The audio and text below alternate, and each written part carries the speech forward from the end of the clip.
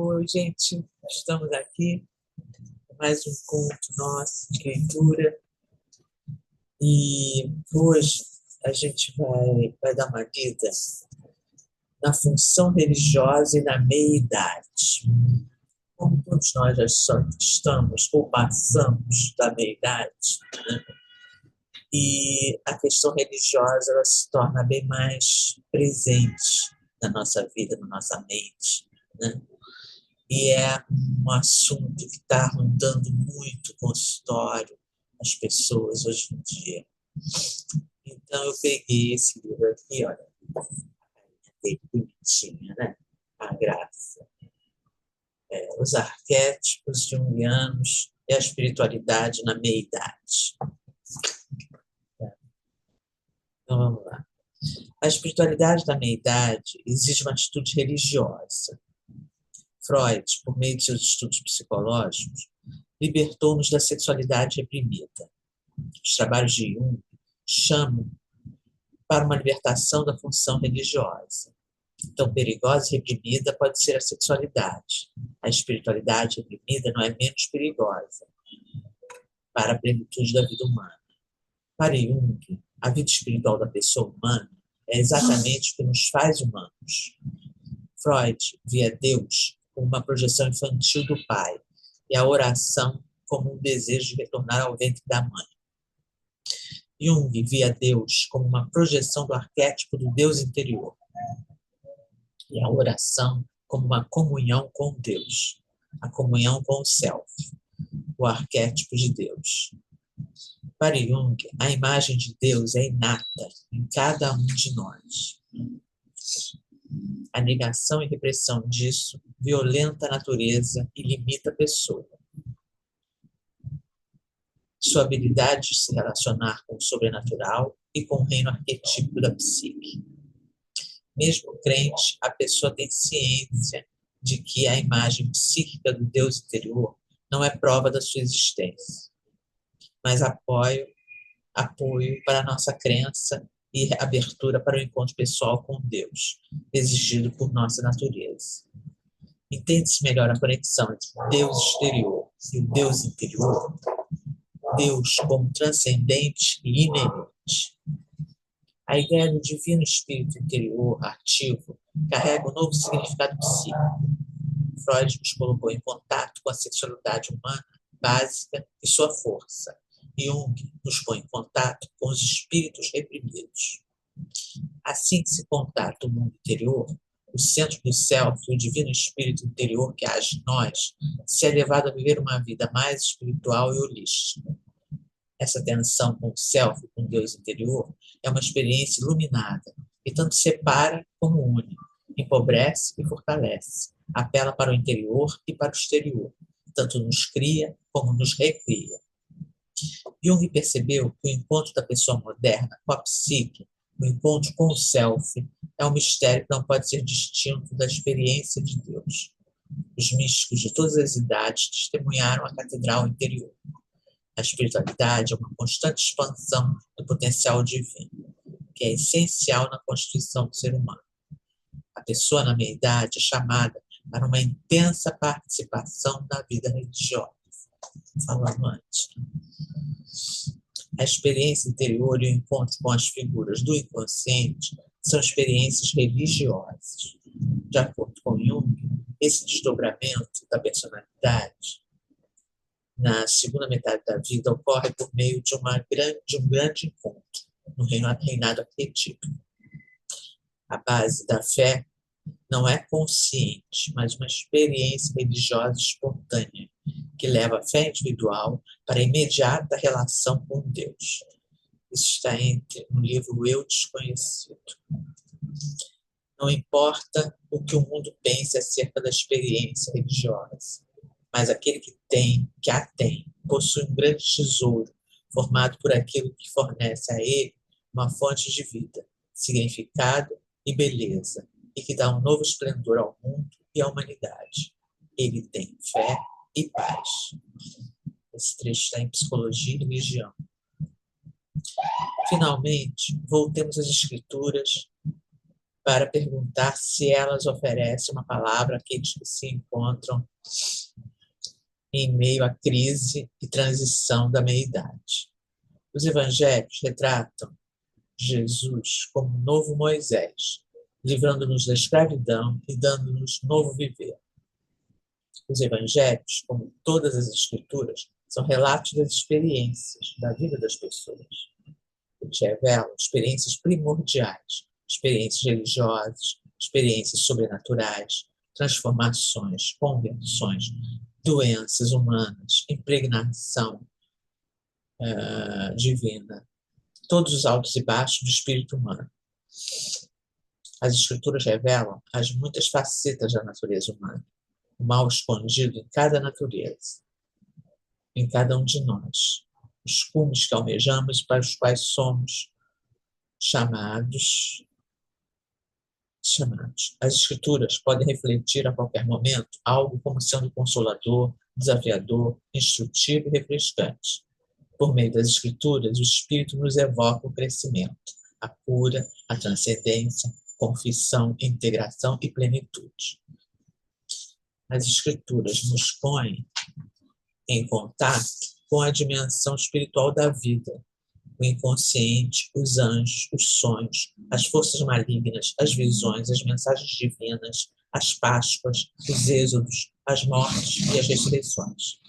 Em tempos de orientação, desorientação e reorientação, sentimos as escrituras nos refletindo e dirigindo-se a nós.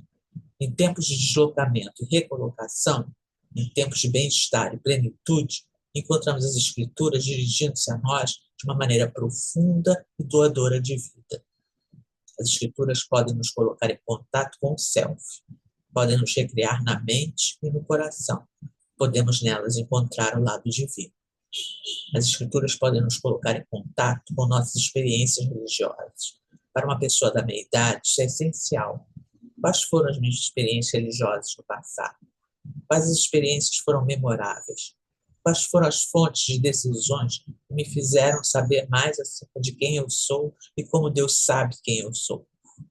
Falando desse trabalho com pessoas da meia-idade, Jung diz: em todos os meus pacientes, na segunda metade da vida, seja dito acima de 35 anos, porque naquela época as pessoas morriam com 70 anos. Né?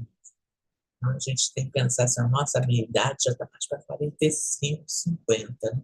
As pessoas estão indo para lá de 90, né?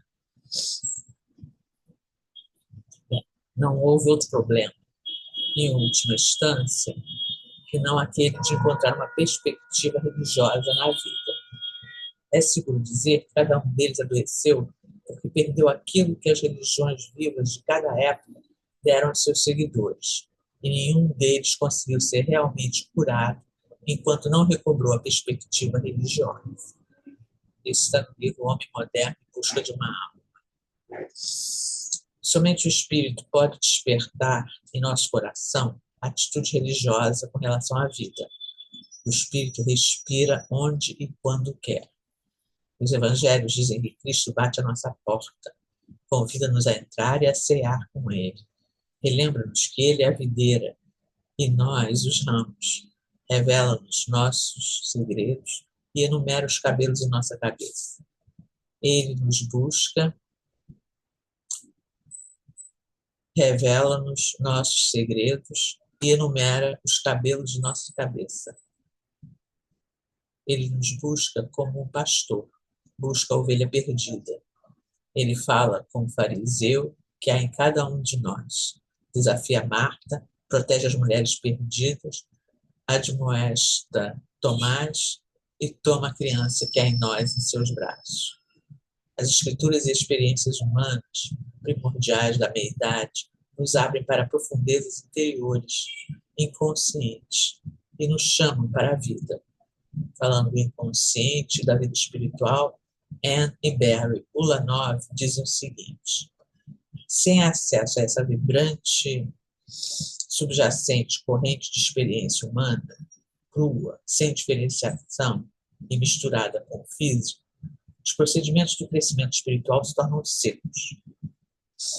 Técnicas mecânicas que não efetuam transformação na alma. Em vez disso, uma legalização e um moralismo, uma lista do que se pode ou o que não se pode fazer, vem para usurpar o lugar da atitude genuinamente religiosa, uma atitude que é sempre diferenciada das outras atitudes humanas por sua desenvoltura, flexibilidade e por sua suavidade de sentimento e abertura para o novo. Olha só, isso aqui é interessante, né? Por sua suavidade de sentimento e abertura para o novo. Não adianta querer sentir exatamente o que o fulaninho que está me passando tudo isso sentiu, entendeu? Né? Aquele orientador que está me puxando, né? Eu estou seguindo ele, eu fico pensando como é que ele sentiu um êxtase, ou uma epifania, etc. e tal, que ele já dividiu com a plateia, né? E, e não, né? É importante de ver que tem essas características, né? Por sua desenvoltura, flexibilidade, por sua suavidade de sentimento e abertura para o novo. Quando se olha para os evangelhos, pode-se encontrar muitas partes que se dirigem à pessoa na meia-idade. Nesse contexto, a história da ressurreição de Lázaro é particularmente comovente. É uma história a respeito de um processo. É uma história de morte e ressurreição. E a meia-idade é um tempo de morte e de ressurreição. É um tempo de... Deixa eu pegar aqui a tela. Que já está tudo saltando.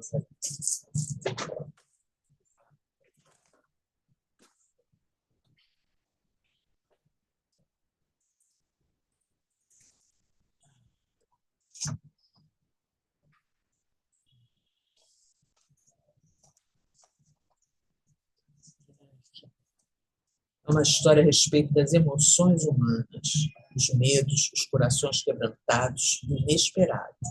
Assim também é a meia-idade. É uma história a respeito da necessidade de envolvimento e um chamado para uma participação total. A meia-idade é também um chamado para um envolvimento pessoal intenso no crescimento e um chamado para uma participação total. Sem dúvida, a ressurreição de Lázaro é também uma fonte de inspiração e consolação para pessoas em outras situações que as da meia-idade. Este é o poder das Escrituras. Elas podem ser para nós, repetidamente, a palavra de Deus em diferentes épocas de nossas vidas. Então, vamos ver a ressurreição de Lázaro. Consideremos a história de Lázaro como se ela se dirigisse a alguém da meia-idade. Talvez em nenhuma outra passagem dos evangelhos, Jesus seja tão fielmente retratado como alguém capaz de sentir um profundo amor pessoal pelo outro. Quando neste relato de João 11, de 1 a 44, o versículo mais curto da Bíblia inglesa é encontrado nesse capítulo, versículo 35. E Jesus chorou. João declara que Jesus é um de nós e que ele sente as profundas emoções humanas. A ressurreição de Lázaro, como é contada no Evangelho de João, tem um profundo significado para uma pessoa em meio à experiência da meia-idade. Em um de nossos retiros de meia-idade, os participantes se uniram para uma oração em conjunto. Cada um trouxe uma passagem das Escrituras que falava a respeito de onde eles estavam naquele momento de suas vidas. Uma mulher leu a história de Lázaro. Sinto que estou morta, sem lágrimas. Estou esperando Jesus me chamar. Ela estava no âmago de sua experiência da crise da meia-idade. Outras pessoas no estágio de transição da meia-idade contaram que se sentiam como Lázaro, libertados, ou experimentando a liberdade.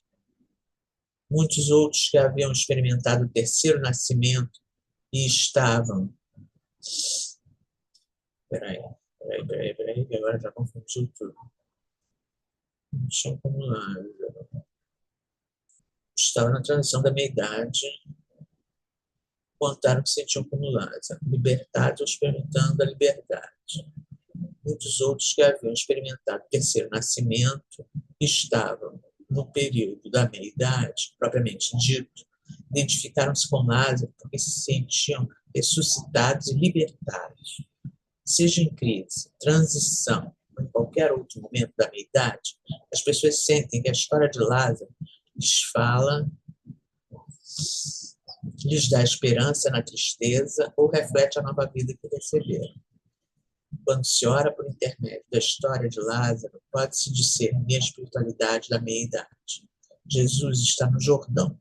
Chega a seus ouvidos por meio de Marta e Maria, irmãs de Lázaro, que ele está doente. Imediatamente sabemos do lugar privilegiado que Lázaro ocupa na afeição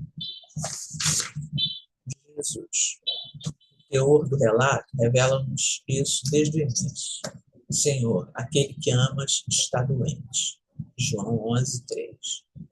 Quando se alcança a meia-idade, surge um sentimento sem plenitude, incompleto, pecaminoso ou desconfiado, inferior. Surge o lado sombrio. Há bem pouco tempo, tudo parecia estar bem. A pessoa sentia maturidade, retidão, estava no comando, sentia superioridade, realização, mas agora se sente como Humpty Dumpty. Algo foi quebrado e que nunca mais poderá ser consertado. Depressão, desânimo ou uma noite escura da alma podem absorver a pessoa vindos do nada ou desencadeados por algum evento interno ou externo. A pessoa sente-se doente. Uma doença que não pode ser diagnosticada ou aliviada. Instala-se. A pessoa fica esperando no escuro. Qual é o significado da espera da história de Lázaro? Jesus não responde imediatamente. Ele sabe da doença de Lázaro, mesmo assim se atrasa por vários dias. Novamente, o relato nos fala acerca do grande amor de Jesus por Lázaro. Nosso amigo Lázaro dorme, mas vou despertá-lo. João 11:11. O lar de Lázaro é na Judéia, onde Jesus tem muitos inimigos. Mesmo assim, eles partem. O Evangelho de João não deixa dúvidas em nossa mente de que Jesus ama Lázaro. Quão importante era para Lázaro ser amado dessa maneira. Quando se é tocado pela experiência da crise da meia-idade, quando o tapete, se houver algum, é puxado dos nossos pés, é importante ter sido amado. Um ego forte é tão essencial na segunda metade da vida quanto foi na primeira. Apesar do fato de que o ego aparenta estar arrasado na crise da meia-idade, ele precisa ter força para manter-se, esperar, mesmo sem esperança, ou sem qualquer sinal de esperança. Na total escuridão, a alma espera pela palavra. Esperar é criativo. A palavra é criativa. Gênesis nos diz que a palavra do Senhor cria. No princípio, Deus criou o céu e a terra. Ora, a terra estava vazia e vaga. As trevas cobriam o abismo. E um vento de Deus pairava sobre as águas. Deus disse, então, haja luz, e houve luz. Gênesis 1, de 1-3. A imagem arquetípica é que a criação vem do nada. Muitos homens e mulheres sentem-se na meia-idade como terra vazia e disforme. Um grande abismo intransponível aparece. A escuridão da mente, da alma e do coração descem sobre a pessoa e ventos violentos a ameaçam. Sabendo ter sido amado anteriormente, pode-se então esperar. Ao chegar, Jesus encontrou Lázaro já sepultado havia 4 dias. João 11:17. Lázaro está morto e sepultado. Não há esperança de vida. O período de 4 dias nos diz que a interiorização já havia se instalado. Marta e Maria têm razão para estarem sem esperança. Lázaro já está morto há algum tempo. Ambas, Marta e Maria, repreendem Jesus com as mesmas palavras. Senhor, se estivesse aqui, meu irmão não teria morrido. João 11:21. Novamente, João nos conta que, confrontado com o sofrimento das irmãs, Jesus comoveu-se interiormente e ficou conturbado. João 11:33. A pessoa na crise da meia-idade não desconhece o sofrimento. Há uma morte. O amado Lázaro, o amado ego, a pessoa que lutamos para nos tornar, aquele que ganhou o amor e a afeição da família e dos amigos, e esse personagem diligente, extremamente trabalhador, de personalidade decisiva, esse alguém está morrendo ou morreu. Inicialmente, Lázaro estava doente, depois estava morrendo. Agora ele está morto. Às vezes o ego transmite a sensação de que algum aspecto está doente. Muitos aspectos estão morrendo, partindo, ou estão mortos. Mesmo agora, nesse momento, o leitor pode fazer a pergunta: que parte de mim está doente, morrendo ou morta? Jesus pode ser para mim um símbolo do céu. Jesus representa em cada um de nós a personalidade maior, e o que cada um de nós é chamado a viver. O self precisa do ego. O self quer tornar-se vivo no e por meio do ego, e usar sua força para continuar o trabalho de se tornar alguém, integrando-se com os anos vindouros. Jesus, novamente com o espírito perturbado, aproxima-se do túmulo e há uma parceria, um casamento entre o self ascendente e o ego descendente. Retirai a pedra, João 11:39. O poder da palavra de Jesus trará Lázaro de volta à vida. Lázaro, vem para fora, João 11:43. Lázaro sai, com as mãos e os pés enfaixados, com tiras de linho, como era o costume da época. Seu rosto está envolto em um pano. Desatai-o, de Jesus, e deixai-o ir embora. João 11:44. Isso tudo é uma maravilha, uma história perfeita. A pessoa na meia-idade frequentemente não sabe o que foi que fez a pedra rolar de seu corpo, sem vida. Às vezes a mudança acontece tão sutilmente quanto um vento suave. A pessoa está vagamente ciente da mudança, mas não tem como, não tem coragem de mencioná-la, para que ela não se vá. Em outras ocasiões, é um momento violento, repentino e dramático, que vem do nada. Lázaro, vem para fora. O self comanda o ego para levantar-se, viver, unir-se à pessoa na jornada e aventura que estão à frente. Uma nova atitude nasceu. O self é o agente principal e ator na história.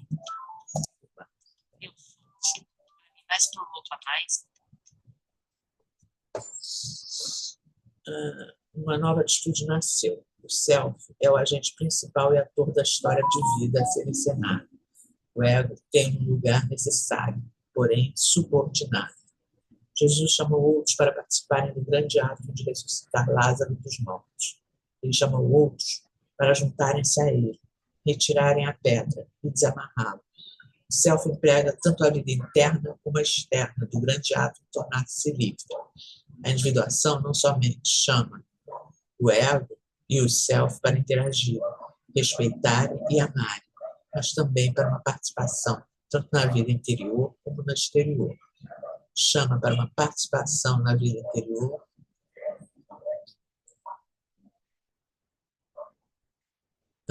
e exterior de outras pessoas.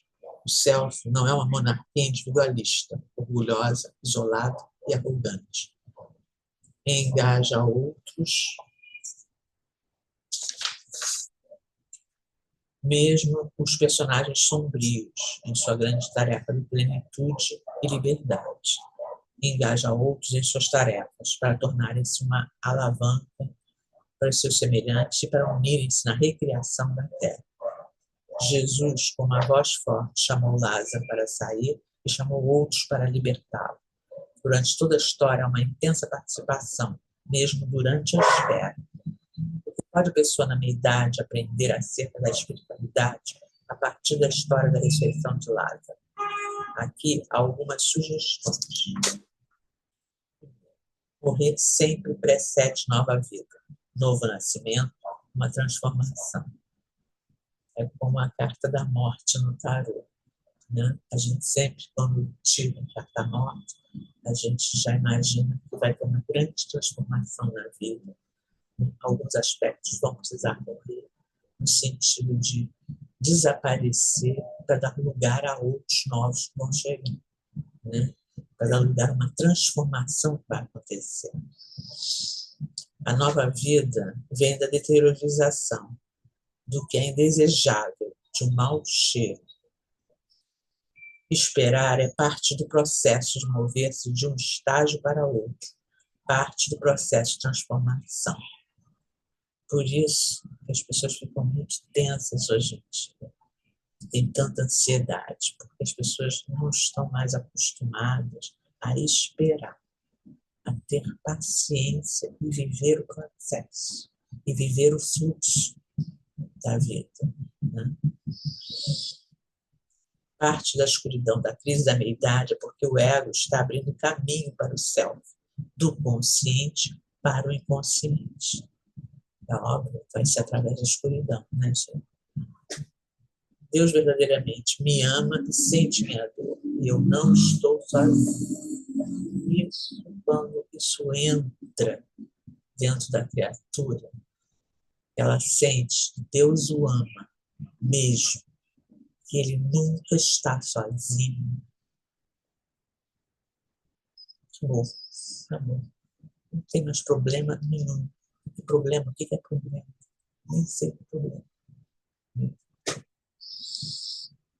Deus tem o poder de me fazer seguir adiante. O self, a imagem de Deus que eu sou, está comigo na hora da morte. O self vai me mandar prosseguir e ele me dará a água da vida. Total participação é exigida por Deus, pelo self e pelos outros, nesse processo de renascimento. O self usará outras pessoas, lugares e coisas para iniciar o processo de individuação. A segunda metade da vida é um processo contínuo de tornar-se o verdadeiro self. Olha só, gente, não está aqui de brincadeira, não, hein? A doença, o sofrimento, estar morrendo e mesmo a morte em si são redentores. Tudo pode ser colocado em uso no processo de crescimento, santificação e glorificação. Meu crescimento, satisfação, salvação e glorificação estão sendo trabalhados no tempo da história, pelo Senhor e pelo Espírito. A gente sente isso, né? Você sente que você está sendo trabalhado, você está fazendo parte de alguma coisa maior. Eu preciso estar disposto a participar de ambos, dar e receber o grande amor. Olha, por exemplo, eu preciso de tempos imperceptíveis. Minha própria liberação é um chamado para liberar outros, para desamarrá-los.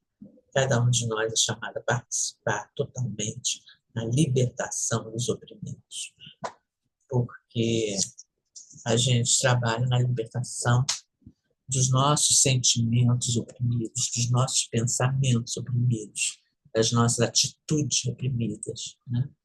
Por isso nós somos chamados a libertar os oprimidos em geral, porque a gente está fazendo todo esse movimento dentro da gente. Entendeu? Muito bom, né, gente? Depois a gente tem aqui exercícios de reflexão. Só que esses exercícios são práticos, né? São perguntas para a gente reflexionar bastante. Mas antes, é importante que a gente tenha um tempos imperceptíveis, para entender tudo isso que foi falado, né? Entender essa relação de Jesus com Lázaro, por que que ele ressuscitou Lázaro na frente de todos e pediu a ajuda de todos para desamarrá-lo, para libertá-lo, né? Para que ele pudesse ir. É bom a gente dar uma paradinha e pensar sobre isso, né? Se vocês virem aquela série The Chosen, a quarta temporada tem a ressurreição de Lázaro. E é muito bem feita mesmo. Embora o Dallas Jenkins, que é o diretor, ele esteja fazendo uma leitura dele dos evangelhos, ele está muito próximo dos evangelhos mesmo, entendeu? E tá realmente excelente a série. Vale a pena, viu, gente? Vocês pegarem lá a quarta temporada e darem uma passada para sentir isso, né? Porque aí a gente também não se sente tão sozinho na meia-idade, né? A gente que sabe que a meia-idade é um chamado para a religiosidade, a espiritualidade. Né? Tá bom? Então tá, gente. Até semana que vem. Tchau.